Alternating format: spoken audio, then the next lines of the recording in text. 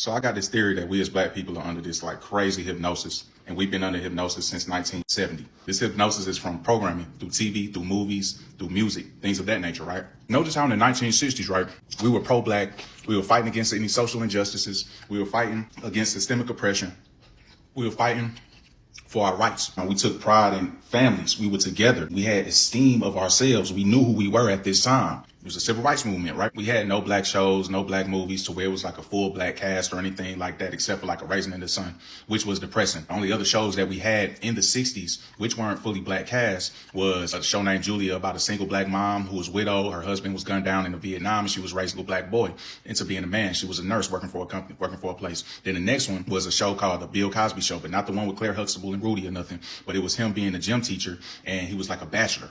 I feel like these were tester shows, but they really didn't connect with the black community like that because Bill Cosby was more so washed, and the show Julia was washed. It wasn't connecting with our people, so we wasn't really into those shows. We were still into the movement at that time. It was another show that came out in like the 1950s, in 1951. It was called The Amos and Andy Show. It first was a radio show that was on from 1928 to 1960. It lasted 32 years on the radio, but it was two Caucasian guys cosplaying two men that were from Harlem and Chicago. But they depicted us as stupid, ignorant, and stuff like that on that radio show. But then in 1951, they created the actual show, TV show, because in the 20s, the television came out, but up until 1950, only 9% of households had a television in their house. But then after 1950 to 1960, it boomed to 90%. So they knew that it was going to boom, so they created that show. But it only lasted for 2 years because the people who had a TV was people mostly. It wasn't really us. So they damn sure wasn't trying to see no Negroes on TV. So we still weren't fully entertained like that during this time. Because like I said, Bill Cosby Show came out, but he wasn't the top comedian for the black community. It was Red Fox. It was Richard Pryor at that time. Notice how in the 1960s, during this whole time, from 1961, Patrice Lumumba was offed. 1965, Malcolm X was assassinated. 1968, it was MLK. It was Bobby Hutton, Bobby Seale, and Huey Newton, the co-founders of the Black Panther organization. They were thrown in jail in 1968 for false accusations. Huey P. Newton, it was for manslaughter charge, but he wound up beating it because it didn't stick. Then for Bobby Seale, it was him protesting against the Vietnam War. And then while he was in jail, they tried to stick a conspiracy charge on him, but it didn't stick. And he was in there, I believe, until the 70s or something. On December 4th, 1969, Fred Hampton was offed. Crazy enough, that same date, December 4th, 1969, was the same day that Jay-Z was born. Clearly, the black community during that time had to have been in an uproar. They took away our leaders, they assassinated them, and then they left us with nothing, right? And they kept with the systemic oppression, the racism, the hate. After that came 1970. Then 1971 was when the entertainment started coming, with Soul Train. So all our favorite artists are now going to be seen on this show. Michael Jackson, the Supremes, Marvin Gaye, the Temptations, all of these people are now showcased to us. And we got to wait for it to come out. Every week, I believe it was probably every week. And then we got to glue ourselves to the TV to watch it. So there was no more organizing. There was no more getting together. We were more so talking about this Soul Train line and stuff. And we seeing this cool guy on TV named Don Cornelius or something like that. And he's hosting it. It's like, oh man, we got our own show now. That's what's up. This is back in the 70s. Times were slower then, right? There were no streaming apps. There was no VCRs. There was no DVDs. There was nothing like that. You had to wait for the show to come out. So I looked up all the other shows and the movies that came out during that time. So now these were the ones that I just wrote down, but when I researched it, it was hundreds of movies that came out during that time. Once again, there was no VCR, no streaming site, so it wasn't like they would put movies out on Tubi. These were in the movie theaters, so where people had to go to them, spend 2-3 hours in the movie theaters, and then they were going to see the movie again back to back. That was what was going on during that time. 1971, Shaft came out. That same year, Soul Train came out. 1972, Superfly, Trick Baby, Blackula, Sanford and Son came out. 1973, The Mac, Cleopatra Jones, Black Caesar, Coffee, Shaft in Africa. 1974, Foxy Brown, Claudine, Willie Dynamite. Good Times came out that same year. 1975, Cornbread Earl and Me, Cooley High, Dolomite.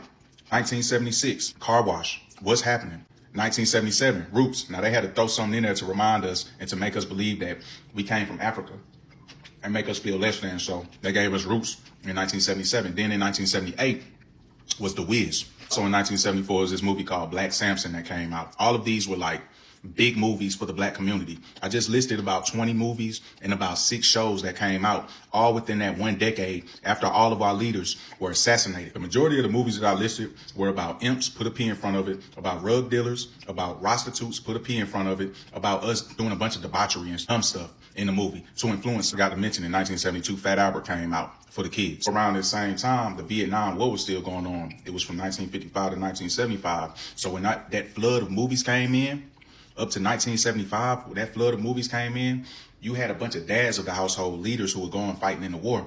While the mom was single back home, they were sending her money back home and stuff. But she was raising the kids and they were going to the movies she was keeping them entertained, right? And this is what the little kids were seeing growing up, right? Also, vets that were coming back, they were on that H stuff, that black stuff, putting it in their arm, not all of them, but then they came back to be influenced and see like, whoa, we got movies now? Once again, it went from the 60s to the 70s. Whoa, we got movies now? We the main characters? We got a whole black cast? We got these shows? What is this Good Times? What is this Sanford and Son? What is this Soul Train? All of that stuff came about, right? That was the hypnotism. It doesn't take a doctor holding the clock on the string saying, you're getting sleepy. You're getting sleepy, now click like a chicken. It doesn't require that. All it takes is programming.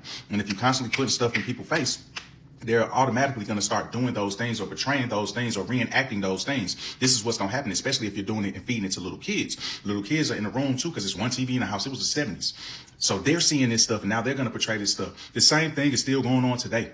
We're being influenced by this stuff. Little kids are being tricked out of their lives through the music today. Just like we were tricked out of our freedom through the dope boy era. Even when they hire black directors, just think about all the shows or movies that these black directors that came out with. And I love them all, but we had John Singleton, we have Ryan Coogler, great movies. We have Issa Rae, great shows. I love Issa. You have Lena Waithe. Like, bro, like the shows that come out, like The Shy, what's involved in The Shy, Insecure, Issa sleeping with a lot of different dudes. You got John Singleton, all hood movies. Ryan Coogler having to have the white dude save the day in Black Panther. Added to that list of writers and directors is of course, Tyler Perry.